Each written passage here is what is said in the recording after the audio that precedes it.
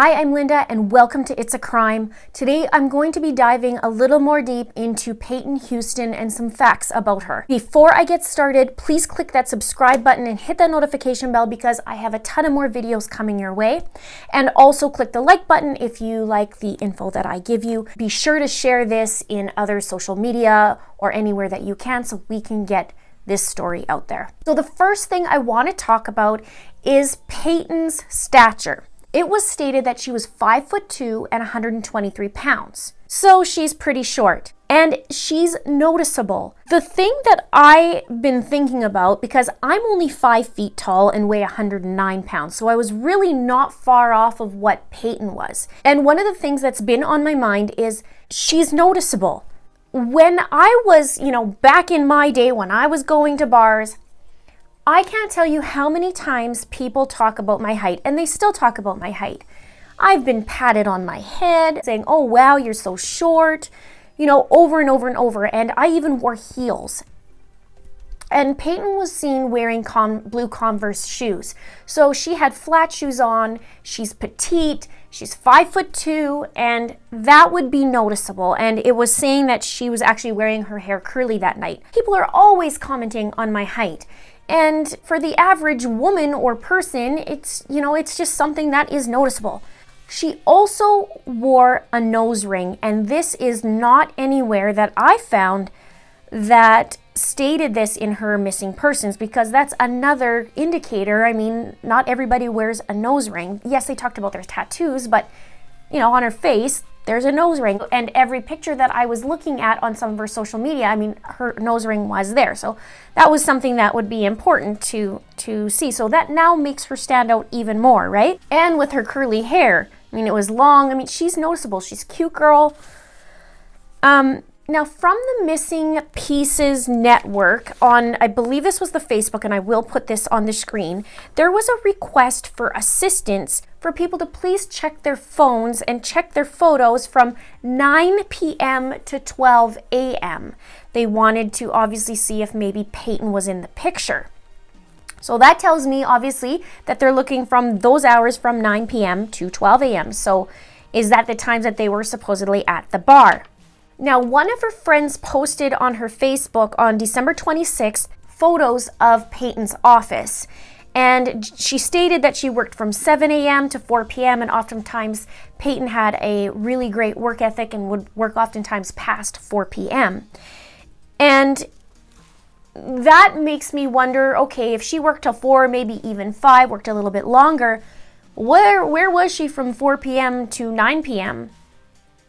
Because 9 p.m. is when they were saying to, for people to check their photos. Now, Paighton's mom said she's worried when she didn't come home that night, and that tells me also that she was expected to come home that night and didn't show up. So when they were phoning, the family was phoning, that is when the friend told them about her chilling text.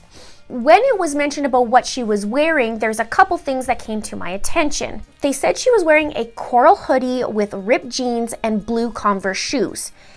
Now, one of my viewers had sent me an email with a picture that she said, take a look at it. And I'm going to put the picture up here, but I'm going to just show Paighton. I won't show anybody else. I'm not sure if I'm allowed to do that or not.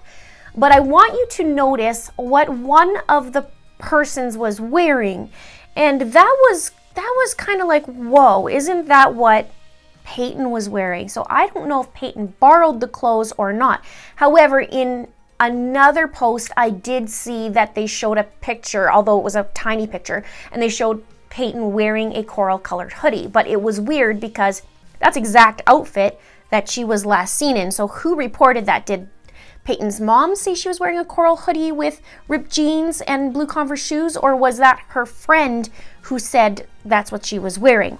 And also, wouldn't it be pretty sweaty to be wearing a hoodie in a bar? You're going to see live music, there's going to be people dancing, people moving. It gets hot and sweaty even when you're wearing a short sleeve shirt, and never mind a hoodie, right? I just find that would be hot.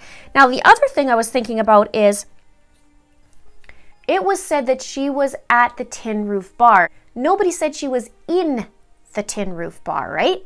And there has been no mention of waitresses or bartenders or anybody, if they've even, who served her.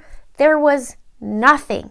We've heard absolutely nothing. The only thing we did hear was that her coworkers saw her with two men across the bar and can't identify them, and surveillance shows that there's no mention of these men, and it didn't even mention if they saw Paighnton. So the other thing I noticed when reviewing some of her pictures on her social media was that she was wearing a Fitbit in like 99% of these pictures. And I did find somewhere that said that Paighnton was not wearing the Fitbit that night. Was it because somebody didn't see her wear it, or is it because maybe it's still at her home? Why wasn't Paighnton wearing the Fitbit? Because she was wearing it every single day. Now, I understand people don't wear, it's not a necessary thing every day, but it just was weird that most of her pictures did have it, unless she was in a bathing suit, and obviously she wasn't wearing it. So that kind of was the other thing for me was, was she wearing the Fitbit that night? Who said that she wasn't wearing the Fitbit, or is it still at her house? Another thing I saw was that Paighnton's wearing a ring on her left hand, on her ring finger. So was she engaged?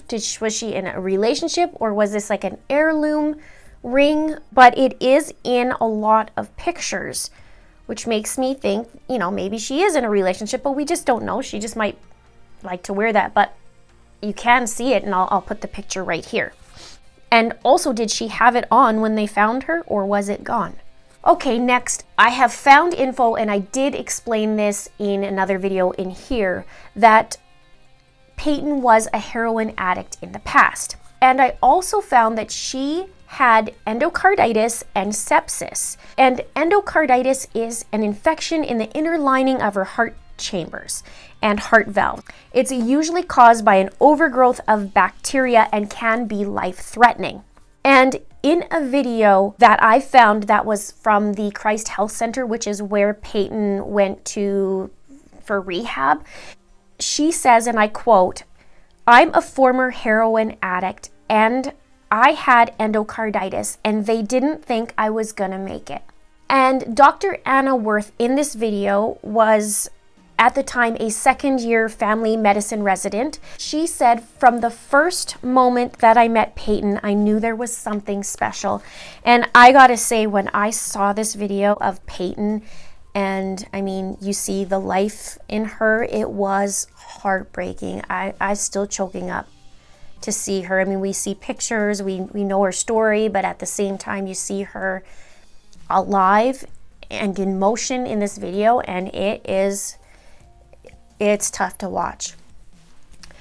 I will try and link that video below. I'm not sure, because I'm a new channel, if I'm allowed to link it outside, but I will do my best to try. Now, she also mentioned she had sepsis, which is a potentially life-threatening condition caused by the body's response to an infection. The body normally releases chemicals into the bloodstream to fight an infection. Sepsis occurs when the body's response to these chemicals is out of balance, triggering changes that can damage multiple organ systems. And then back to endocarditis. This infection can damage your heart valves, and you can have symptoms and complications for years after treatment. So she was suffering from addiction and endocarditis and sepsis, and you can die from this. Now, from my understanding, when you get treatment, you go on antibiotics, and you are on them until this goes right away. I wonder if she could get it back, if she could get the endocarditis back, or if there was actually damage to her heart after going through all this, because it could happen. And sometimes people don't even know it. I know there's different symptoms. I would read it out, but my computer just died as I'm filming this, so I will put it on this screen here. But they show the symptoms of, it could be, acute symptoms to, not a whole lot of symptoms like chills and stuff. It does mention that it could also happen from IV use, but there's all kinds of ways that you could get bacteria. So I'm wondering if she actually did have consequences from having endocarditis, some medical issues. When she was found, they said her body was intact, and a lot of people have been asking in the comments what that is. And from my understanding, again, I'll put it on the screen, that there is no bruises, no physical signs of anything, and no dismemberment, nothing. So it was intact. So they are treating it as a death investigation right now, not a homicide yet. And some people were also asking, well, how can it not be murder when she's found in a ditch? Well, I think that's what they're trying to figure out was, did she die of natural causes? Did she die from, overdose? Did she die from all these things? And then somebody just freaked out and hit her body, or did they do something to her? So I can understand why they're just calling it a death investigation as of yet. So there will be a toxicology report, and it was saying it was going to take about 4 to 6 weeks. Now, they said she was wrapped up in a sheet, and I saw all kinds of different things, like it said cloth, it said sheets, it said, well, where did that sheet come from? Did it come from that house that was just, right there, or where did it come from, right? That's another question. These have been things that have been on my mind. There's some weird things about it. Just been so hush-hush. There's been a lot of talk, but nothing confirmed. So I don't want to mention it on here until I can get some more concrete evidence rather than it be hearsay. Please let me know your comments below. Please keep comments respectful. There is more and more crackdown from YouTube, and they have upped their terms of service. And I will also say this, if I see something that's inappropriate and disrespectful to me or anybody else, there's going to be consequences. Just putting it out there. Don't forget to give a like to this video, and so that I know I can keep pumping out more of these videos, and also subscribe if you haven't done so already. Let's get to 1,000 subscribers so I can go mobile streaming. Thank you so much for watching. See you soon.